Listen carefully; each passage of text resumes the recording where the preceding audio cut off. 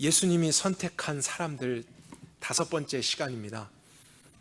이제 12명의 제자 중에서 4사람만 남았는데요. 마지막 가룟 유다는 분량도 그렇고 나머지 11 제자들과 여러 가지 중요한 차이점이 있기 때문에 따로 구별해서 다음 주에 살펴보도록 하겠습니다. 그래서 오늘은 나머지 그 3사람, 알페오의 아들 야고보와 가나안인 시몬과 다데오라 불리는 유다, 이 3사람의 인생에 대해서, 삶에 대해서 저희들이 말씀을 나누고자 합니다. 만약에 제가 이 사람들에 대한 성경 퀴즈를 이 시간에 여러분께 드린다면 맞추실 수 있는 분이 한 사람도 없을 거라고 생각이 됩니다. 왜냐하면 그만큼 이 사람들에 대한 정보가 거의 성경에 없기 때문입니다. 이런 사람도 예수님의 12제자의 한 사람이었나 싶을 정도로 이름도 많이 익숙하지 않고요.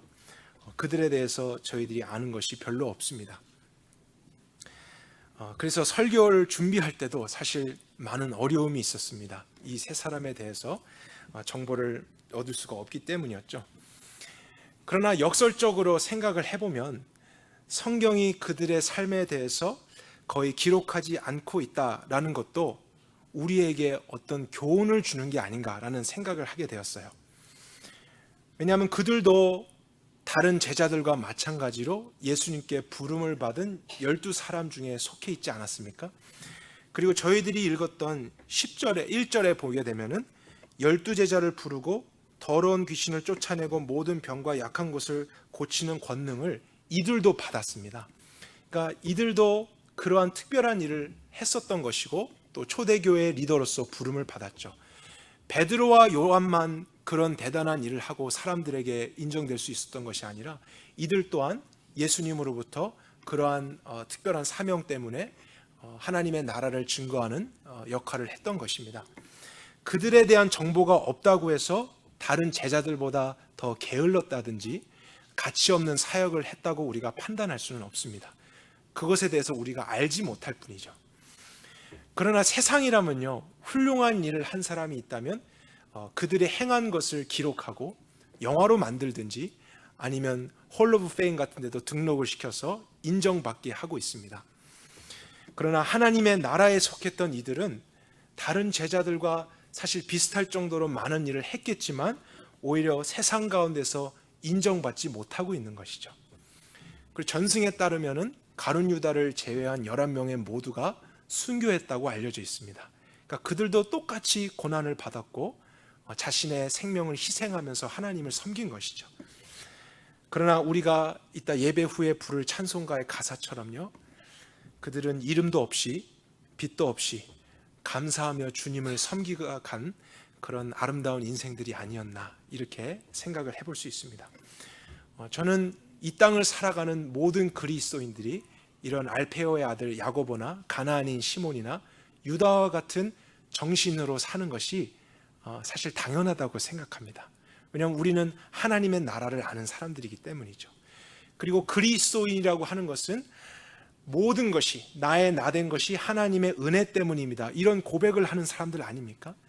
그래서 우리가 무엇을 했든지 그것이 우리의 어떠함을 드러내는 것이 아닌 사실 그렇게 할 수 있도록 은혜를 주신 하나님만을 자랑하는 것이 마땅한 것입니다. 하지만 세상의 가치관과 우리 육신 안에 있는 정욕은 그것을 싫어하는 것이죠. 조금이라도 어떠한 일을 했을 때 사람들이 인정해 주지 않으면 속상해합니다. 섭섭해합니다. 하나님을 섬겼다고 하지만 그러나 그것을 사람들이 인정해 주지 않을 때는 시험 들었다라고까지 우리가 표현하기도 하죠. 그러나 정말로 우리의 이런 육신이 하나님의 나라의 원리를 알고 진리를 바르게 이해하며 경험하게 될 때 정말 하나님의 나라의 삶의 비밀은 모든 것이 다 하나님의 은혜며 하나님만이 하셨습니다. 그래서 아름답게 우리의 삶을 그러한 원리 속에 살아가면서 결국엔 영원한 그 나라에서 하나님께 칭찬받고 인정을 받게 되는 영원의 가치 속에 살아가는 것이 그리스도인의 합당한 자세라는 것이죠. 그래서 어떻게 보면 우리가 많은 일을 했겠지만 정보를 얻을 수 없는 이러한 사람들, 성경이 우리에게 그러한 삶의 본을 보여주는 것이 아닌가 하는 생각을 하게 됩니다. 오늘 이 말씀을 나누는 중에 저는 저와 여러분에게 하나님이 이러한 거룩한 마음을 부어주시길 원합니다. 그래서 우리도 그 가치관으로 한 번뿐인 인생을 살아갈 수 있었으면 좋겠습니다. 우리 첫 번째 인물 알페오의 아들 야고보에 대해서 살펴보겠습니다. 야고보에 대해서는 정말 이름 밖에는 정보를 얻을 수가 없습니다. 그가 예수님께 무슨 질문을 했었는지 또 어떠한 사역을 했었는지 알 수 있는 길이 없습니다. 사도들 중에서도 어쩌면 지극히 평범하며 특별할 것이 없는 사람이었는지도 모릅니다. 재밌는 사실은 그 이름마저도 그 당시에 가장 흔했던 이름 야고보라는 이름이었다는 사실이에요. 그래서 정말로 특별할 것이 없는 사람이다, 이렇게 볼 수 있겠죠. 신약 당시에 우리 성경에서도 야고보라는 이름의 사람들이 몇몇 등장합니다. 그 중에서도 중요한 3명의 야고보가 있는데 이것은 여러분들이 꼭 기억하셨으면 좋겠습니다. 그래서 성경을 볼 때 이 야고보가 이 야고보라는 것을 알게 되면은 이해하는 것이 쉬울 수 있죠. 첫 번째는 세베대의 아들 요한의 친형제 야고보입니다. 그래서 그도 예수님의 12제자 중 한 사람이죠. 두 번째 야고보는 요셉과 마리아의 아들 야고보입니다. 예수님의 친형제 야고보입니다. 그래서 그는 나중에 예루살렘 교회의 리더가 되었고요.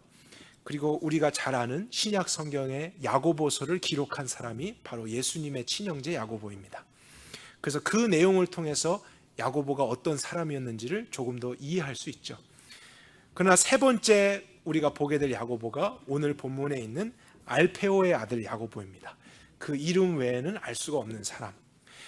근데 그나마 감사하게도 마가복음 15장 40절에 그의 가족에 대한 소개가 조금 있습니다. 그래서 그것만 있는 것도 저는 하나님께 참 감사를 드렸어요.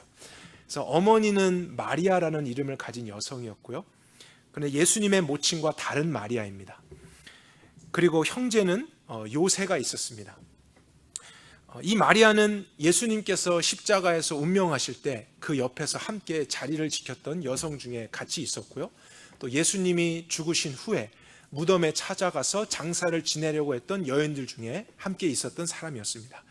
그래서 어머니도 그렇고 아들이었던 야고보도 12제자 중 한 사람으로 섬긴 것을 보게 된다면 이 가족 전체가 어떤 특별한 하나님의 입은 가족이었다라는 것을 생각해 보게 됩니다. 그래서 아마도 형제 요새도 어떠한 모습으로든지 그 당시에 주님을 섬기는 제자의 삶을 살지 않았을까, 이렇게 추측을 해볼 수 있죠. 그리고 같은 구절 15장 40절에 보면은 작은 야고보라는 야고보의 별명이 하나 나오게 됩니다. 어떻게 보면 거의 유일하게 야고보를 수식해주고 있는 하나의 정보라고 할 수 있겠죠. 그런데 작은이라고 하는 그 의미가 무엇일지에 대해서의 설명은 없습니다. 그래서 그것이 우리에게 어려움이기도 한데요. 원어로 일단 그 작다라고 하는 단어는 여러 가지의 의미를 가질 수 있습니다. 그래서 그 안에서 우리가 생각을 해볼 수밖에 없죠. 첫째는 체격이 작다 할 때 그 단어가 사용됩니다. 그래서 키가 작은 사람이었을지도 모르겠다, 우리가 이렇게 생각해 볼 수 있습니다. 그래서 야고보는 외형적으로도 주목할 만한 것이 없는 굉장히 평범한 사람이었을 수 있다. 그리고 두 번째로는 나이가 어리다라는 뜻도 가지게 됩니다. 그래서 어떤 번역본에서는 그 작다라는 것을 영걸라고 표현을 했습니다. 그래서 예수님의 제자 안에서도 세베대의 아들 야고보가 있었기 때문에 아마도 두 야고보 중에서 나이가 많은 사람과 작은 야고보, 더 나이가 어린 야고보, 이렇게 구별해서 불렀을지도 모르겠습니다. 그리고 세 번째 뜻은 영향력이 적은 사람이란 뜻도 가지고 있습니다. 참 그도 그럴 것이 세베대의 아들 야고보와 비교했을 때에 알페오의 아들 야고보는 거의 무명인에 가깝습니다. 세베대의 아들 야고보는 그 당시 있었던 대제사장과도 긴밀한 관계의 사이가 있었습니다. 그래서 요한복음 18장 같은 데 보면은 예수님이 재판 받으실 때에 아무나 들어갈 수 없었는데 야고보가 그 집에 아는 사람이 있어서 베드로와 함께 출입을 할 수 있는 허가를 받게 됩니다. 그리고 세베대 아들 야고보는 예수님의 가까이 했던 제자 중에 한 사람으로 우리가 또 보게 되죠. 예수님의 친동생 야고보도 사도행전 15장에 보게 되면 예루살렘 교회 리더로서 많은 영향력을 가진 사람이라는 것을 알 수 있고요. 또 성경의 한 권을 기록함으로써 사람들에게 그런 메시지를 주었던 사람이라는 것을 알 수 있습니다. 그것과 비교했을 때 알페오의 아들 야고보는 굉장히 영향력이 적은 사람일 수도 있는 사실이죠. 하지만 정확하게 야고보가 무엇 때문에 작은 야고보라 불렸는지는 우리가 알 수 없고 추측을 할 뿐입니다. 그가 키가 작았든지 나이가 어렸든지 다른 사람보다 영향력이 적은 사람이었든지 그는 작은 야고보라고 불리기에 충분했던 사람이죠. 그래서 주목받지 못했을 수 있습니다. 하지만 예수님은 한 번도 그런 것을 문제를 삼으신 적이 없다라는 것을 우리가 생각해야 할 것입니다. 오히려 그에게도 다른 12제자와 동일한 능력을 주셨고 동일한 사명을 주셨죠. 그리고 그도 그러한 사명감으로서 자신의 삶을 희생하는 놀라운 삶을 살았습니다. 어쩌면 야고보 자신이 남들에게 자기를 드러내기를 꺼려하는 태도로서, 가치관으로서 일생을 살았기 때문에 더 그에 대한 행보가 기록되지 않았을 수도 있습니다. 그래서 세상에서는 유명해지기를 원하고 자신의 행한 것을 어떻게든지 드러내려고 했을 텐데 야고보는 그것을 더 숨기려고 하지 않았을까 하는 생각을 해보게 되고요.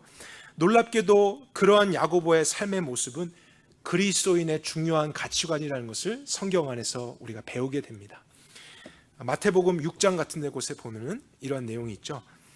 너는 구제할 때에 오른손이 하는 것을 왼손이 모르게 하여 내 구제함이 은밀하게 하라. 은밀한 중에 보시는 너희 아버지가 갚으시리라. 또 너희가 기도할 때 외식하는 자와 같이 되지 말라. 외식이라는 것은 사람들에게 보여질 수밖에 없는 것이죠. 저희는 사람에게 보이려고 회당과 큰 거리 어귀에 서서 기도하기를 좋아하느니라. 내가 진실로 너에게 이르노니 저희는 자기 상을 이미 받았느니라. 그러니까 그리스도인으로서 내가 행했던 선행이나 특별한 섬김을 사람들이 알아주지 못해도 우리가 섭섭해하지 않을 수 있는 충분한 이유가 있다는 것입니다. 시험에 들지 않을 수 있는 올바른 이유가 있다는 거예요. 오히려 그럼에도 불구하고 기뻐할 수까지 할 수 있는 그런 이유가 있는데, 왜냐하면 사람들에게 인정을 받으면 이미 그 상을 받았느니라 했던 주님의 말씀 때문에 사람들이 내가 행한 것을, 주님을 섬긴 것을 알아주지 않으면 않을수록 오히려 하나님밖에는 나를 인정해 주실 분이 남지 않았구나, 그걸 하나님께서 이 모든 것을 나중에 보상해 주시겠구나 하는 그러한 영혼의 가치 속에서 즐거워할 수 있는 유일한 사람들이 그리스도인이기 때문이죠. 그래서 우리는 그러한 일에 대해서 시험 들 필요 없습니다. 다른 사람들에 대해서 신경질 낼 필요도 없습니다. 누가 더 많이 섬겼냐 적게 섬겼냐 시기하고 질투할 필요도 없습니다. 그냥 은혜를 많이 받은 만큼 하나님이 나도 사용해 주셨구나, 또 하나님이 나를 인정해 주시겠구나, 그러한 가치관 속에서 하늘을 바라보고 하나님을 바라보고 산다면 우리의 육신 속에 있는 그런 성향들도 우리는 넉넉히 이길 수 있는 것이죠. 그러나 그리스도인이라 하더라도 세상 안에 살아가면서 우리가 그런 가치관을 집중하지 않으면 우리의 육신은 얼마든지 우리로 하여금 죄 가운데 빠지게 할 수 있습니다. 교회 안에서든지 하나님을 섬기는 현장에서도 입술로는 하나님이 하셨습니다, 하나님의 은혜입니다 라고 고백은 하지만 내가 이만큼 했는데 사람들이 이만큼만 알아준다, 그러면 그것을 가지고 마음에 담아두고 또 섭섭해하고 그 사람을 미워하고 이러한 행동을 할 수 있는 것이 바로 저희들이란 사실이죠. 그래서 우리에게 너무나 필요한 구원은, 우리에게 너무나 필요한 삶의 자세는 정말 이름도 없이 빛도 없이 이미 주신 은혜에 감사하면서 주님만을 섬기며 살아가겠습니다, 그러한 찬송을 부르며 우리의 삶을 살다가 혹시 아무도 알아주지 않다 하더라도 그 영원한 나라에서 주님이 씌워주실 면류관과 그분의 상급과 그분의 위로를 기대하며 살아갈 수 있는 삶, 그것이 우리로 하여금 죄를 이길 수 있게 하는 능력과 비결이 되는 것입니다. 그래서 많은 그리스도인들은 모세나 바울과 같은 사람들을 기억하며 칭송하고 그들과 같이 되기를 원한다고 기도할지 모르겠어요. 그런데 어쩌면 바울과 모세보다 알페오의 아들 야고보와 같은 무명의 그리스도인들이 그 하늘의 나라에서는 하나님께 더 가까이함을 받게 될지도 모르겠습니다. 왜냐하면 바울과 모세 같은 사람들은 이 땅에서 이미 사람들의 인정과 영향력을 많이 가졌기 때문이죠. 그러나 그러한 기회조차도 얻지 못했지만 신실하게 보이지 않는 곳에서 주님을 섬긴 사람들은 주님이 마지막에 반드시 그 눈물을 닦아주실 것이고 그 나라에서 기쁨으로 그 사람들을 영접해 주실 것입니다. 그래서 우리가 야고보와 같은 삶을 살기를 소망하면서 추구하게 될 때 하나님께서 저와 여러분을 정말 기뻐하시고 이 땅 가운데 더 많은 것을 보여주시리라 생각합니다. 우리 두 번째로 가나안인 시몬에 대해서도 함께 살펴보겠습니다. 마태복음 10장과 마가복음 3장에는 가나안인 시몬으로 소개되고 있고요. 누가복음 6장과 사도행전 1장에는 셀롯이라는 시몬으로 소개되고 있습니다. 그래서 가나안인, 셀롯인이라는 이 두 가지 정보만이 시몬에게도 해당되는 유일한 정보입니다. 예수님이 선택한 평범한 사람들을 쓰신 존 메가더 목사님은 여기서 가나안이라고 하는 단어의 뜻은 가나안 땅을 의미하는 것이나 가나라고 하는 지역을 가리키는 것이 아니라 열심 있는을 뜻하는 히브리어 칸나에서 유래했다라고 주장합니다. 그래서 이 칸나라고 하는 단어가 성경 안에서 굉장히 중요한 의미가 있는데요. 왜냐하면 우리에게 하나님의 성품에 대해서 알게 하는 중요한 단어이기 때문입니다. 하나님의 열심 아니면 질투하시는 하나님, 이런 표현에서 사용되는 단어가 칸나입니다. 근데 지금 시몬에게 사용된 이 칸나의 뜻은 같은 어근을 갖지만 예수님 당시에 존재했었던 4대 종파 중에 하나인 열심당에 속하였다는 것을 우리에게 의미하게 됩니다. 그래서 그 종파에 대해서 우리가 이해해 보게 된다면 시몬이 어떤 사람인지에 대해서 좀 더 구체적으로 알 수 있겠죠. 그 당시 4개의 종파가 주류를 이루고 있었는데 2개는 우리가 잘 알고 있습니다. 성경에 나오기 때문이죠. 바리새파와 사두개파입니다. 그래서 예수님 당시에 이스라엘이라고 하는 정체성과 하나님 나라의 백성이라는 그런 문화와 신분이 세상에 의해서 빠르게 흡수되어져 가고 있었을 때에 많은 사람들은 다시 민족의 정체성을 회복하자, 하나님의 말씀을 회복하자 하는 근본주의적인 마음을 일으키고자 운동을 일으킨 것입니다. 그래서 바리새인들과 사두개인들은 처음부터 잘못된 사람들이 아니었습니다. 그 목적은 참 신실했고 거룩했습니다. 하나님을 위해서 바르게 살고 싶었기 때문에 그런 운동을 시작했던 것이죠. 그러나 그것을 이루는 과정에서 그들이 율법주의에 빠지게 되었고 자기의 의를 의지하게 되었기 때문에 잘못된 길에 치우쳤던 것입니다.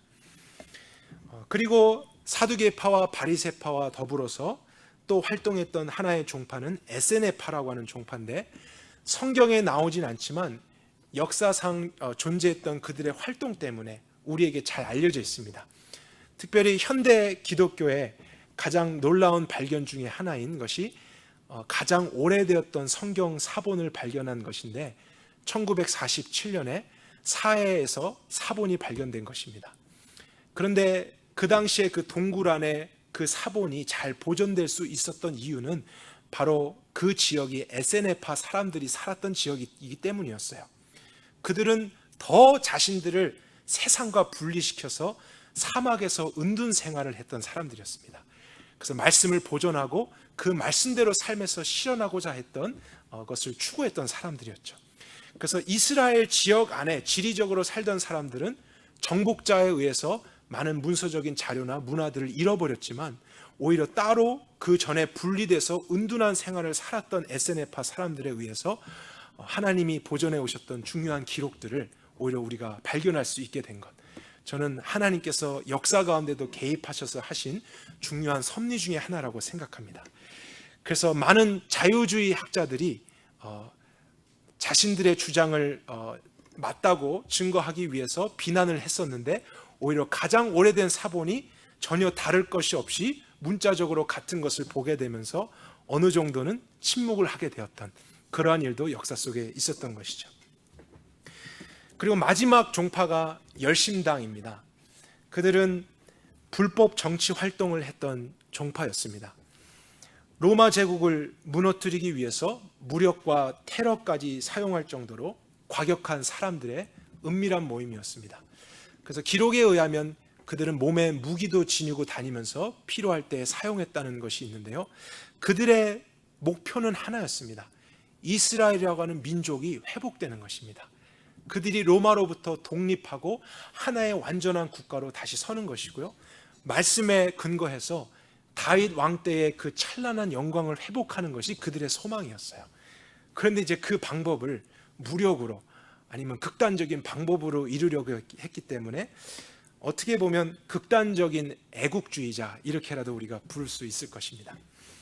근데 이런 배경을 가진 시몬도 예수님의 12제자 중 한 사람으로 부름 받았다는 것이 저희들에게 놀라운 사실이 아니겠습니까?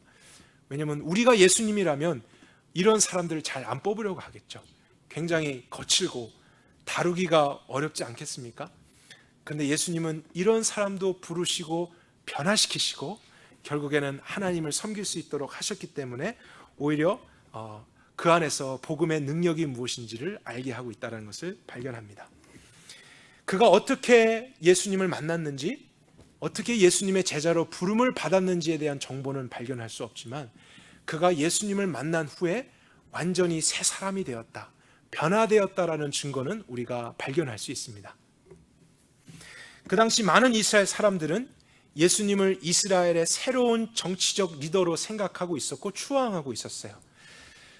그래서 예수님의 가진 능력과 지혜를 주목하면서 마치 그분을 모세처럼, 모세가 그런 권능을 해가면서 바로왕을 심판하고 이스라엘을 애굽에서부터 탈출시키지 않았습니까? 그래서 예수님이 그러한 역할을 우리 가운데 해주셔서 로마의 압제로부터 벗어나 이스라엘의 영광을 회복할 것이다. 그러나 그것은 그들이 민족적인 회복, 또 정치적인 회복으로서의 구원을 생각한 것이죠. 그런 것을 해줄 메시아로서 그들은 예수님을 생각하면서 나중에 그분이 예루살렘에 오셨을 때 종려나무 가지를 흔들고 호산나 하면서 왕으로 인정했던 것입니다. 그러나 그랬던 예수님이 오히려 로마 사람들의 손에 잡혀서 힘없이 맥없이 죽임을 당하게 될 때 사람들은 기대했던 것만큼 더 예수님께 실망을 하게 되죠. 그리고 이 사람은 절대로 그런 일을 할 수 없는 사람이다, 비난하면서 십자가에 못 박도록 비난을 했던 사람들이 바로 며칠 전에 예수님을 호산나 하면서 찬양했던 사람들이었어요. 그러니까 예수님을 자기가 믿고 싶은 대로 믿었기 때문에 또 실망했다는 것이죠. 근데 만약에 시몬도 예수님을 만난 후에 변화되지 않았었더라면 예수님께 가장 크게 실망했었을 사람 중에 한 사람이라는 사실입니다. 그 당시에 그런 예수님을 향해서 돌을 던질 수 있는 그런 대상 중에는 열심당원들이 있었을 수밖에 없는 사실이죠. 그러나 그가 그런 마음으로 있었다면 그 자리에서 오히려 예수님을 배신하고 예수님을 팔아넘기는 일까지도 할 수 있었을 것입니다. 자신의 정치적인 성향을 가지고요. 그러나 오히려 그는 예수님을 배신하기보다 비록 연약함 때문에 도망을 가기는 했지만 끝까지 제자들과 함께 남게 되었습니다. 그리고 부활하신 예수님을 목격하게 되었고 성령님을 경험하게 되었죠.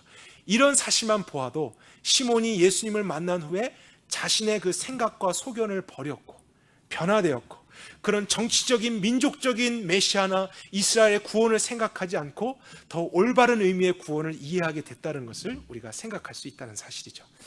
그래서 오히려 그 후에 사람들에게 유대인만이 아니라 이방인들도 예수 그리스도 안에서 하나님의 백성이 되어서 이 땅 가운데 임한 하나님의 나라에 속한 구원을 받을 수 있다라는 그 복음을 가장 힘있게 전한 사도 중에 한 사람이 된 것입니다. 선민 사상을 가지고 있었고 그런 극단적인 애국주의자가 이방인들에게도 하나님 백성이 될 수 있다, 이렇게 복음을 전했다는 것은 거의 기적에 불과합니다. 너무나 놀라운 일이 시몬에게 일어났다는 사실이죠. 그리고 어쩌면 그 이방인들 중에는 자기가 제일 혐오했던 로마 사람들이 있었을 수도 있습니다. 이전에는 그들을 죽이고 그들을 무너뜨리고 자신의 원하는 것을 세우려고 했지만 복음을 깨닫고 하나님의 나라를 이해한 후에 오히려 그들에게도 복음을 전할 수 있게 됐다는 것은 하나님의 복음의 능력이 그의 삶을 바꾸었다는 것을 증명하는 것이죠. 그리고 두 번째로 시몬의 변화를 알 수 있는 중요한 증거 중에 하나는 예수님의 12제자 중인 마태가 함께 있었지만 그와 연합해서 주님을 같이 섬겼다는 사실입니다. 우리가 이들의 관계를 피부로 잘 느끼지 못하지만요, 그 시대로 돌아가게 되면은 이것은 굉장히 어려운 일이라는 것을 생각해 볼 수 있습니다. 열심당과 정치적으로 가장 반대편, 극단에 서 있는 사람들이 바로 세리들이었기 때문이죠. 그들은 오히려 자신들의 지배층에 빌붙어서 유대의 정체성을 다 버렸죠. 민족을 버렸습니다. 배신자라는 이름까지 들어가면서 오히려 민족들을 괴롭게 하고 자신들의 유익을 추구하고 있었던 그런 사람들이었죠. 그리고 그런 사람들을 찾아서 심판하고 죽이고 이스라엘을 회복하길 원했던 사람들이 열심당원이었습니다. 그런데 이 두 사람이 한 테이블에 앉아서 밥을 먹는 정도가 아니고 같이 주님의 나라를 섬기며 협력하고 동역자가 되었다. 그것은 정말 여러분 기적입니다. 사람으로서는 할 수 없는 것을 하나님이 하셨다는 거예요. 원수 중에서 그런 원수지간이 있을 수가 없는데 그들이 마태도 예수님 안에서 변화된 것이고 시몬도 예수님 안에 변화되어서 함께 이제는 서로 손을 잡고 용서하며 주님을 섬기는 동료가 되었고 동역자로서 이 세상을 살아갔다는 것, 그것 또한 복음의 능력이 무엇인지를 우리에게 단편적으로 보여주고 있는 사실입니다. 그래서 하나님의 나라는 이렇게 원수를 맺을 수밖에 없고 살아가면서 미워할 수밖에 없는 우리의 죄가 그분의 사랑과 긍휼과 용서로 말미암아 해결되지는 것입니다. 그리고 그 사랑 안에서 절대로 함께할 수 없는 사람과 연합하게 되는 것, 이것이 사실 이 땅 가운데 하나님의 나라가 임했다는 증거죠. 그것을 하나님께서 경험하게 하신 곳이 사실 가정이고요, 교회라고 하는 공동체입니다. 두 사람이 연합하여 하나가 될지라, 이것이 가정이고, 죄인이었던 우리가 예수 그리스도를 믿고 만난 후에 서로 연합하게 되었다, 이것도 사실 복음을 증거하고 있는 내용이죠. 근데 우리의 죄성은 그것을 싫어합니다. 우리는 서로 저 사람과 연합하기를 싫어하고 오히려 모든 사람이 다 나와 같이 되기를 바라는 습성을 가지고 있죠. 어쩌면 우리의 그런 연약함이 있기 때문에 더 가정과 교회라는 것을 제도적으로까지 세우셔서 연습하게 하시고 그렇게 될 수 있도록 하나님이 훈련하시는지도 모르겠습니다.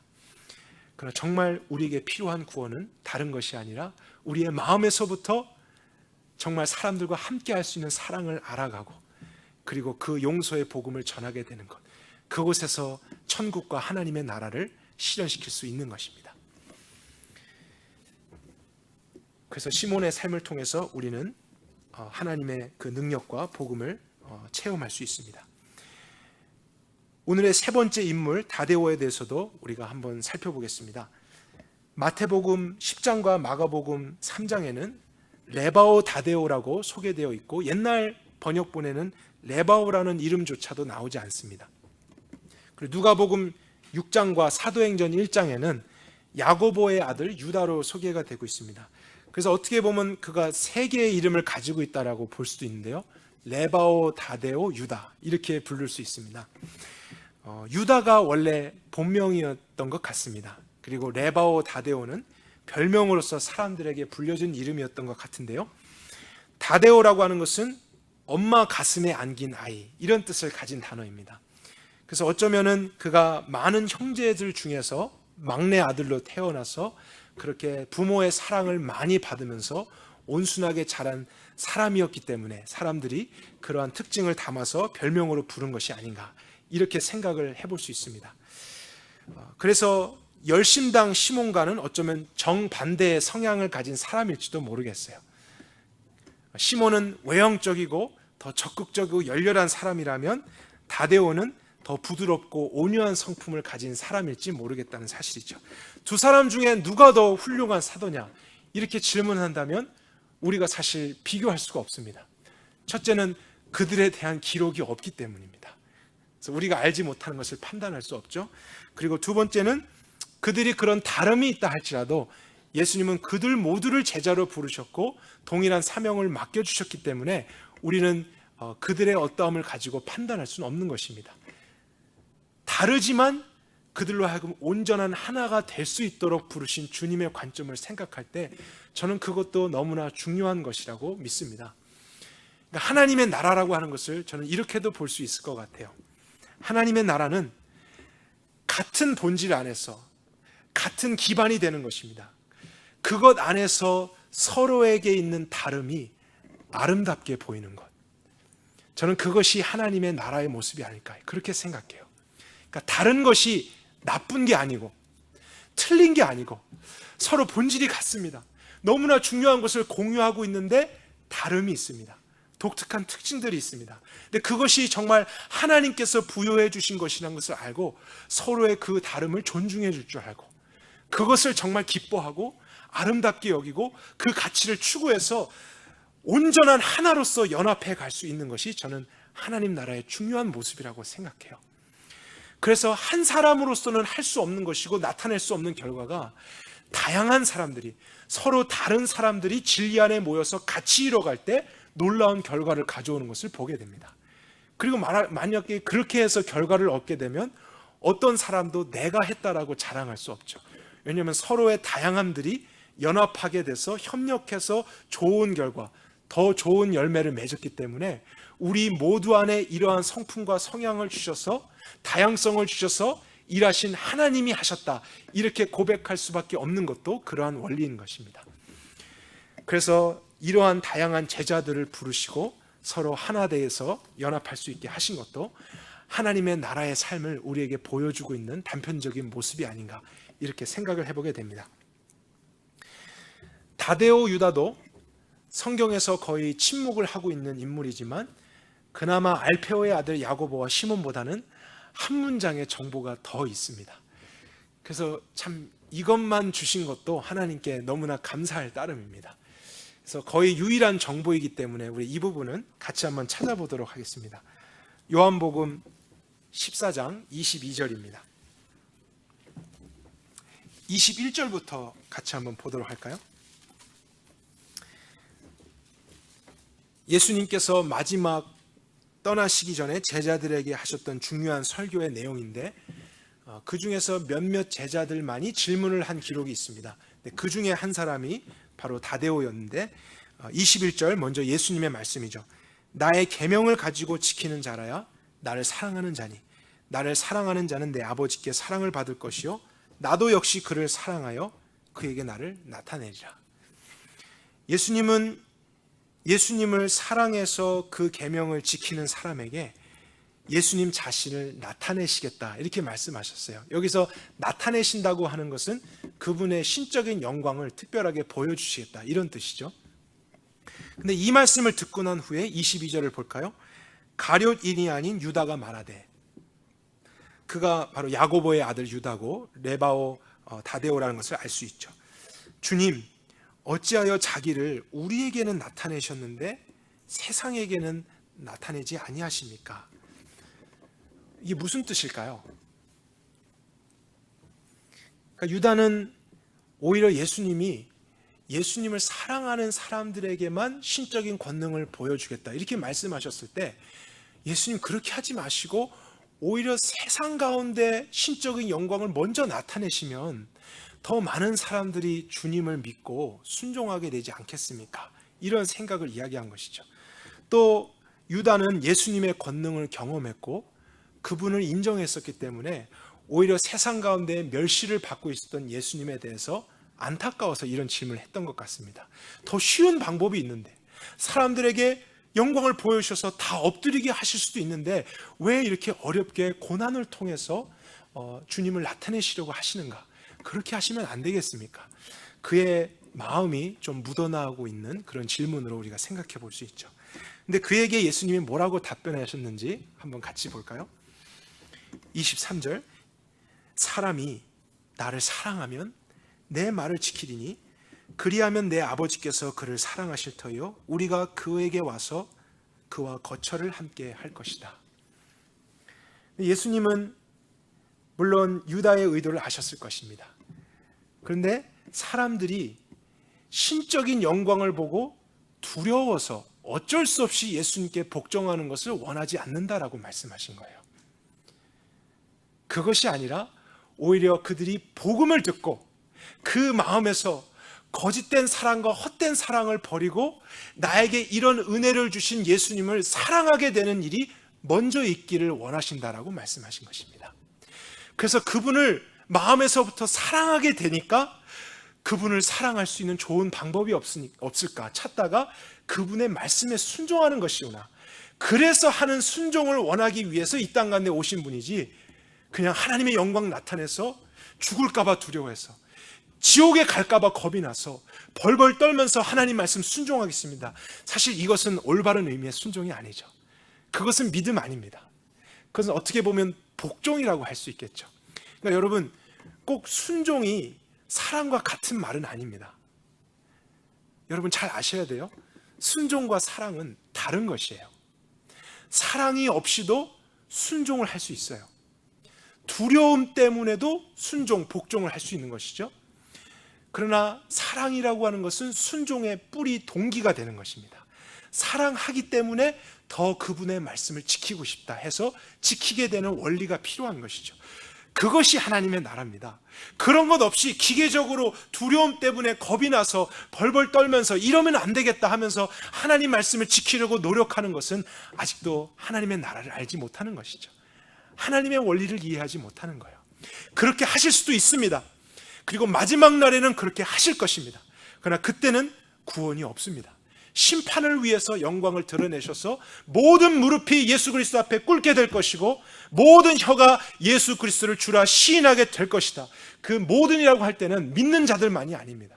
믿지 않는 모든 사람들도 이제 그 영광 때문에 주님 앞에 엎드리게 되는 일이 마지막 날에 있을 것입니다.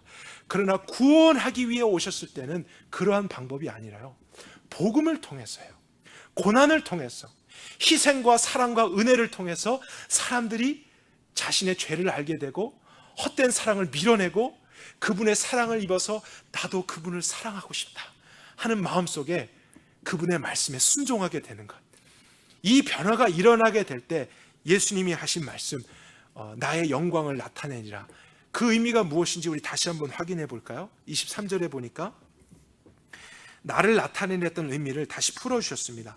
우리가 그에게 와서, 그라고 하는 것은 이제 말씀에 순종하고 있는 사람과 그 삶이겠죠.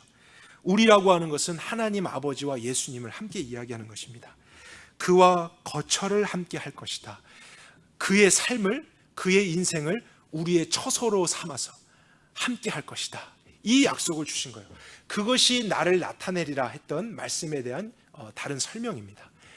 그러니까 하나님을 사랑하게 되었어요. 그리고 그 사랑 때문에 하나님께 순종하게 되었습니다.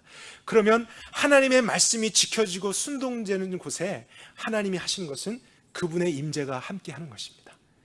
그래서 그가 어디를 가든지 동행해 주시고 그분의 특별한 영광과 보호를 허락해 주시는 것.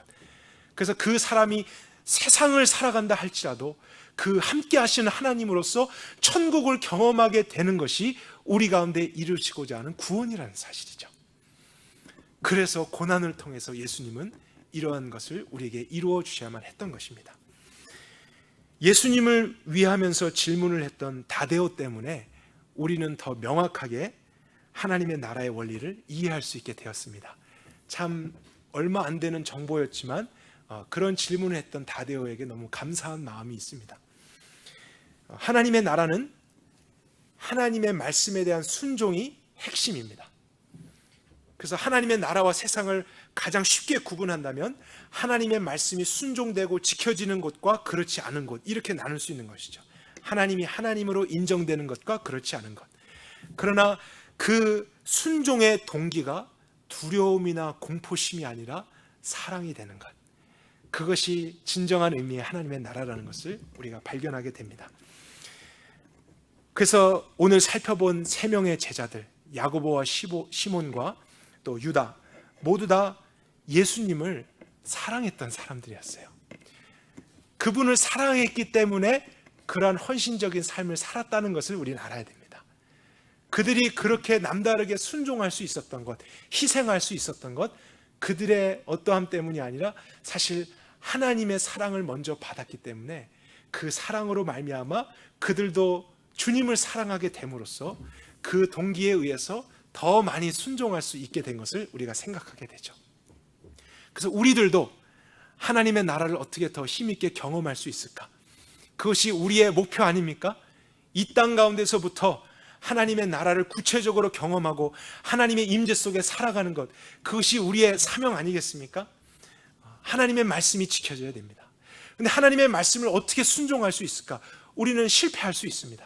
그러나 하나님을 더 사랑하게 된다면 우리는 지킬 수 있다는 사실이죠. 그럼 또 질문합니다. 어떻게 하면 하나님을 더 사랑할 수 있을까요?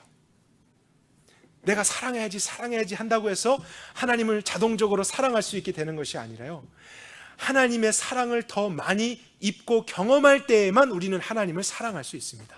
그러니까 그분의 사랑을 정말로 교리와 지식을 넘어서서 깊이 체험하는 것이 필요해요. 하나님이 나를 먼저 사랑하셨다. 그분의 사랑이 먼저 나 같은 자에게 임했다. 그 사랑이 내 안에 충만하게 깨달아지는 것만큼 우리도 그 사랑에 힘입어서 주님을 사랑할 수 있게 됩니다. 그러면 순종할 수 있게 되고, 그러면 하나님의 나라에 합당한 순종이 이루어지는 것이죠. 그런데 이제 한 번 더 질문을 해보면, 그러면 어떻게 하나님의 사랑을 더 깊이 체험할 수 있을까요? 하나님, 왜 나는 이렇게 사랑해 주시지 않나요? 그리고 다른 사람과 비교하면서 내 삶에 이런 문제도 있고 저런 문제도 있고 이런 상황도 있는데 하나님 나를 사랑하는 것이 맞습니까? 이런 질문들을 할 수 있죠. 그러나 성경에서 하나님이 우리를 사랑하셨다는 것에 대한 근거를 찾는다면 사실 한 가지입니다.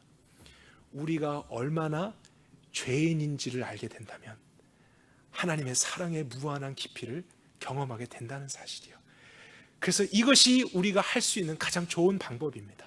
순종할 수 없을 때 그냥 여러분 순종하려고 노력만 하지 마십시오.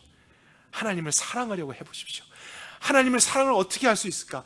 하나님의 사랑을 더 많이 입어야지. 그 자리로 가십시오.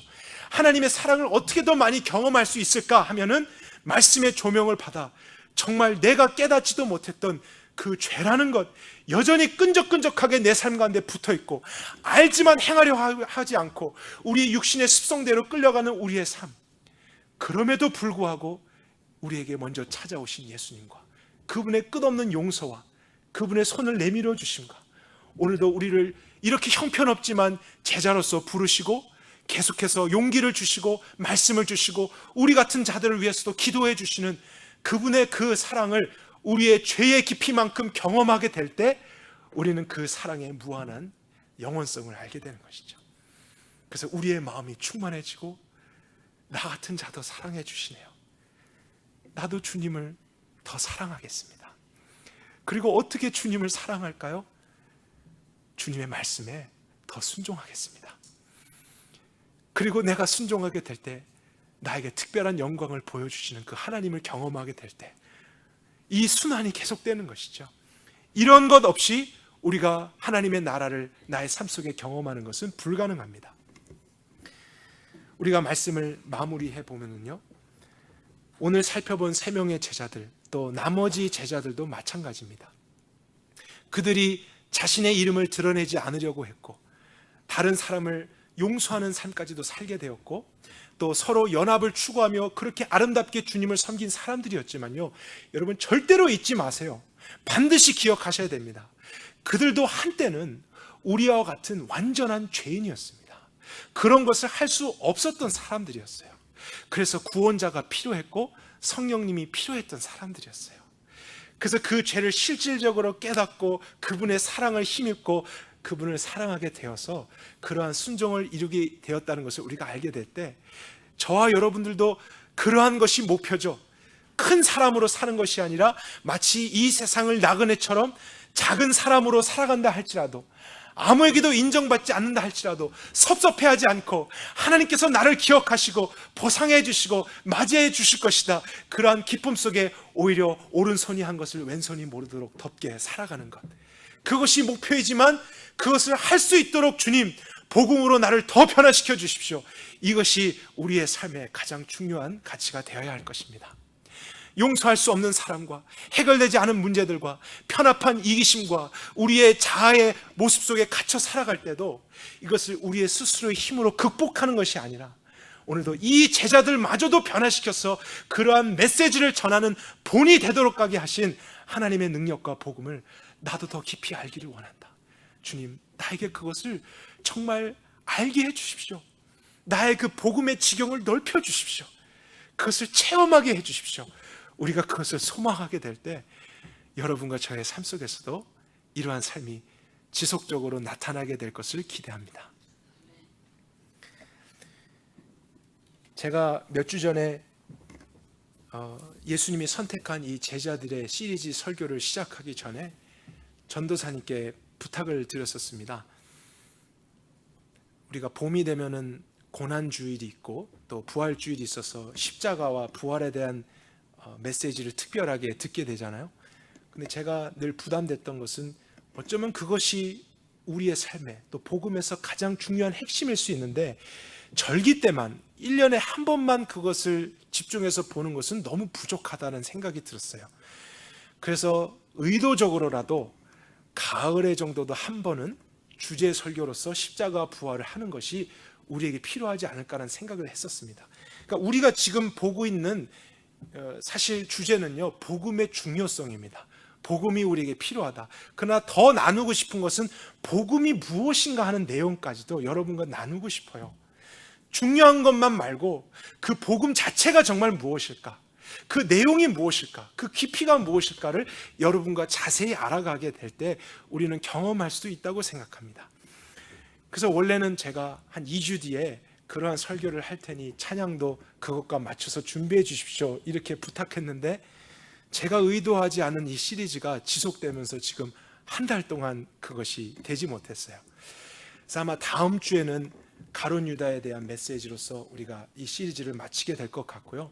이제 그 다음 주부터 이전에 그 본문에 돌아가서 진도를 나가지 않고 한 2주 정도에 걸쳐서 복음의 내용, 예수님의 십자가가 정말 무엇인가, 그분의 부활이 왜 우리에게 복음인가 하는 내용에 대해서 여러분과 함께 나누기를 원합니다. 그래서 우리가 정말 다른 것보다 그러한 지식, 그러한 경건에 이를 수 있게 하는 지식, 우리의 삶을 변화시킬 수 있는 유일한 능력에 대해서 관심을 갖고 집중하고 그것을 소망하게 될 때 저와 여러분의 삶 속에도 이러한 하나님의 나라가 실질적으로 나타날 수 있습니다. 우리가 그것을 정말로 경험함으로써요, 우리 한 사람만의 구원이 아닌 정말 우리 가정 안에, 이 공동체 안에, 이 지역과 시대 안에도 하나님께서 동일한 그 구원의 역사를 이루어 주시기를 간절히 소망합니다. 우리 같이 기도하겠습니다.